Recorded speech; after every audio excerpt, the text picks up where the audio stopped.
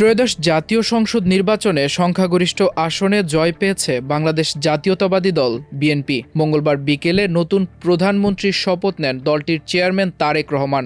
নতুন সরকারের সর্বোচ্চ পদধারী ব্যক্তি হিসেবে তারেক রহমান বেতন ভাতাসহ অন্যান্য কি সুবিধা পাবেন তা নিয়ে সাধারণ মানুষের আগ্রহের শেষ নেই।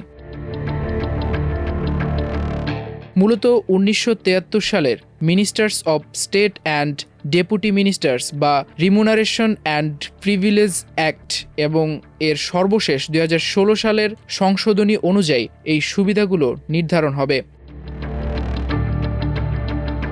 অ্যাক্টে বলা আছে, একজন প্রধানমন্ত্রী মাসে ১,১৫,০০০ টাকা পারিশ্রমিক পাবেন। এর সঙ্গে বাড়ি ভাড়া হিসেবে পাবেন ১ লাখ টাকা।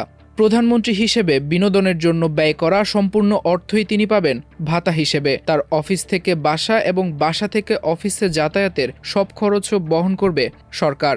এমনকি তার এবং তার পরিবারের নির্দিষ্ট ব্যয়ও ভাতা হিসেবে পাবেন। তার গৃহস্থলী পণ্য পরিবহনে বিমান ও ব্যক্তিগত গাড়ির বাইরেও বাড়তি ট্রেন, স্টিমার বা জাহাজের খরচও পাবেন। তবে এর দূরত্ব হতে হবে সর্বোচ্চ ৪,৫০০ কিলোমিটারের মধ্যে। প্রধানমন্ত্রী হিসেবে তারেক রহমান সরকারি বাসভবন পাবেন। সেই বাসভবনের সজ্জা ও রক্ষণাবেক্ষণের সব ব্যয় বহন করবে সরকার।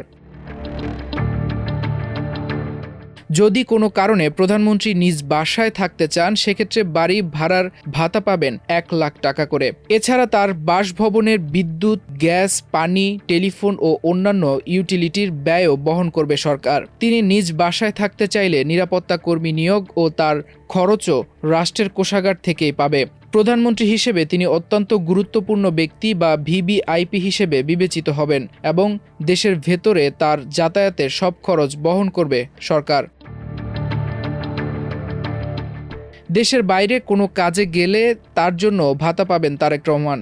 এ সময় দৈনিক ভাতা হিসেবে ৩,০০০ টাকা, নিজের এবং পরিবারের জন্য সুবিধাজনক পরিবহন, বিমান ভ্রমণের জন্য বিমা কাভারেজ ২৫ লাখ টাকা এবং স্বেচ্ছাধীন তহবিল ১.৫ কোটি টাকা পাবেন। প্রধানমন্ত্রীর ব্যক্তিগত চিকিৎসকের পরামর্শের দেশে এবং দেশের বাইরের যে কোনো মেডিকেলে চিকিৎসা সুবিধা পাবেন তিনি, সঙ্গে পরিবারও।